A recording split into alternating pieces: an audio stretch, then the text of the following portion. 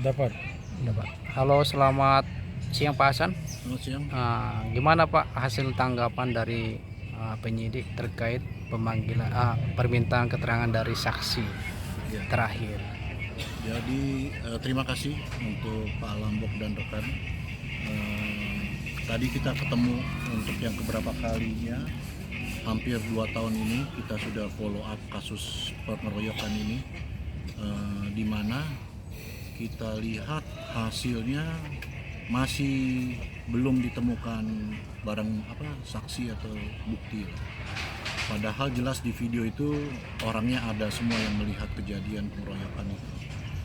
Terus kemudian juga ada yang kami dapatkan di sini adalah beberapa orang yang sudah memberikan kesaksian, bahkan tertulis, seperti Pak Hosman ini sudah tertulis dan ditandatangani dengan KTP-nya lengkap.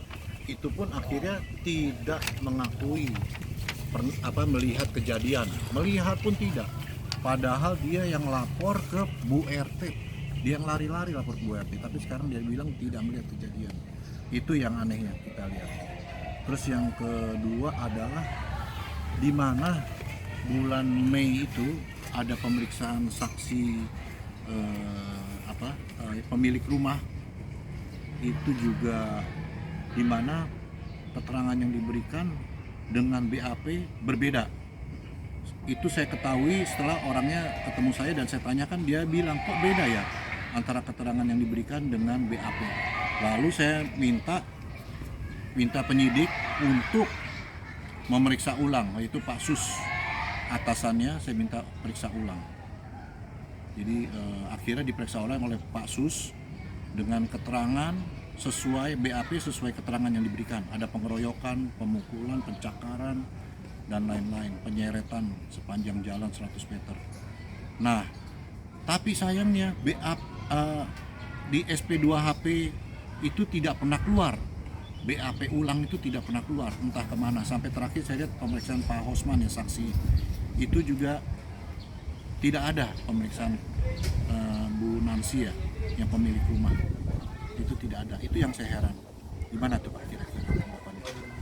Ya. Jadi dari Bapak Lambok ini terkait dari keterangan penyidik tadi bahwasanya mereka sudah melakukan pemanggilan saksi dan mereka langsung menyamperin saksi ke tempatnya, dan saksi bilang bahwasanya kejadian itu tidak diketahui dan dilihat bahwasanya ada di sana ada kekerasan atau pengeroyokan yang terjadi ke Bapak Hasan. Ya, Gimana baik, tanggapannya? terima kasih atas pertanyaannya. Selamat siang. Jadi begini, awalnya klien kami ini sebenarnya membuat laporan itu adalah pasal 170 ya, artinya pengeroyokan. Tapi perjalannya waktu dan LP di sini hanya pasal 351 KUHP, yaitu penganiayaan. Itu yang pertama. Dan saya melihat ada kejanggalan di sini. Berikutnya ada beberapa saksi pada saat kejadian yang mengetahui dan melihat ya, bahwa klien kami ini dikeroyok ya, dianiaya. Tapi sampai saat ini para saksi tersebut mengatakan bahwa mereka tidak melihat. Jadi ada seperti semacam rekayasa atau keterangan yang tidak benar. Itu menurut dari pihak kami ya. Nah, salah satu contoh adalah yang tadi yang disebutkan oleh klien kami, ada namanya Bapak Hosman ya, Bapak Hosman. Beliau ini sudah menandatangani semacam surat keterangan sebagai saksi bahwa ya, beliau itu melihat kejadian, mendengar kejadian, lalu saya segera keluar. Jadi ada keterangan yang menganulir keterangan dia dalam surat ini, berbeda dengan yang saat dia diminta keterangan oleh penyidik. Jadi saya lihat ada kejanggalan dalam perkara ini, dan saat ini saya hampir masuk 2 tahun ya. 2 bulan lagi 2 tahun. Nah, 2 bulan lagi 2 tahun. Jadi sudah 20 bulan 22 bulan. Iya. Jadi saya lihat perkara ini terlalu lama ya. Jadi saya bilang sama penyidik, karena beliau bilang bahwa ada satu lagi saksi Pak Haris namanya, mungkin dalam waktu dekat akan dipanggil.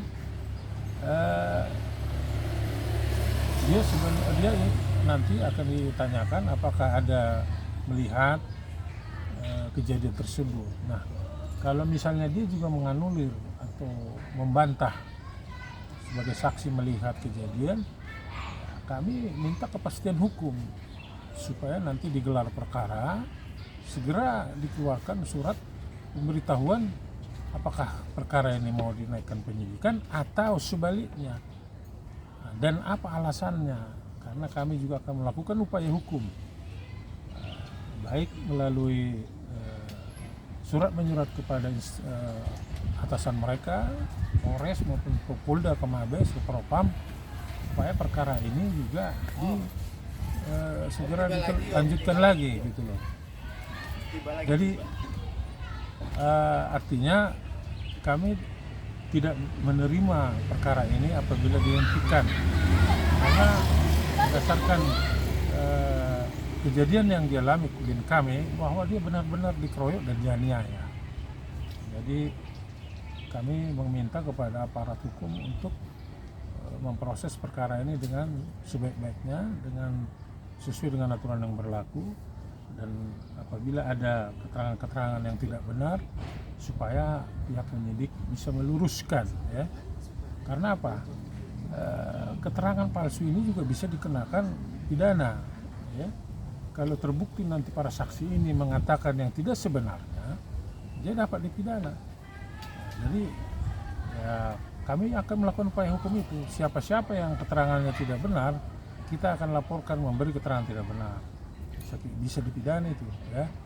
Nah, jadi persoalannya kan ini berkas-berkas ditangani penyidik. Oleh karena itu nanti kami akan melakukan upaya hukum kepada pihak-pihak instansi yang lebih tinggi, misalnya Propam dan lain-lain. Saya rasa begitu. Jadi kami pada saat ini diminta untuk bersabar karena penyidik ingin memanggil salah satu saksi lagi yang namanya Pak Haris. Nah, setelah itu baru pihak penyidik akan menggelar perkara ini, apakah perkara ini akan ditingkatkan menjadi penyidikan atau dihentikan penyelidikannya. Jadi kami menunggu itu, sambil itu kita berdoa semoga perkara ini cepat ada kepastian hukum. Ya. Demikian, terima kasih. Ya. Masih.